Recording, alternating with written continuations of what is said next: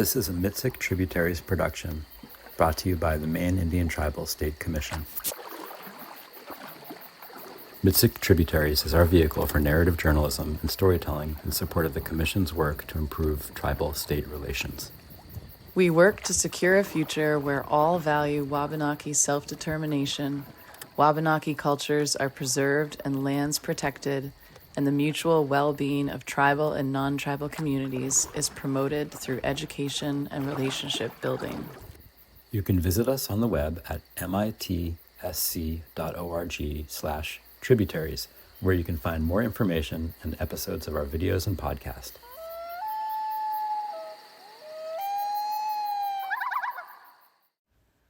The Maine Indian Tribal State Commission recently announced publication of a special report, C-Run, which analyzes the impact of Maine policies and activity on the quality and quantity of traditional tribal fish stocks and Wabanaki sustenance lifeways practices, spanning the time from first contact between Europeans and the Wabanaki Nations to the present. The report describes how the Wabanaki were systematically separated from the fisheries by colonial governments targeting their fishing villages, and later by Maine as it appropriated Wabanaki lands and waters for the development of the waterways for industrial use. The effect on Wabanaki fishing heritage has been profound in restricting available species, access to fisheries, and a role in fisheries management. The 1980 Maine Implementing Act, which confirmed settlement of the land claims case between the state and the Wabanaki Nations, provided that members of the Passamaquoddy tribe and the Penobscot Nation may take fish within the boundaries of their respective Indian reservations for their individual sustenance.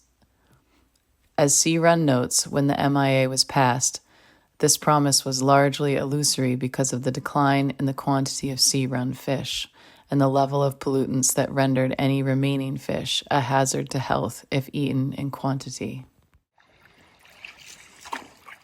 A constant thread throughout Maine's history has been Wabanaki persistence in revitalizing riverways and fisheries, not just for Indigenous people, but for all Mainers. C-Run describes how current projects on the Penobscot, St. Croix, and Maduxnaquag rivers create spaces where state, federal, and Wabanaki governments can work on revitalization side by side. The report emphasizes progress in the restoration of C-Run fish migrations, including a clear state policy favoring restoration, the removal of several major dams and other impediments to fish passage, and successful efforts to improve policy on water quality standards. Finally, the report recommends ways Maine and the Wabanaki Nations can foster traditional Wabanaki practices while enhancing the state policy of restoring C-Run fish to their historic place in Maine's ecology.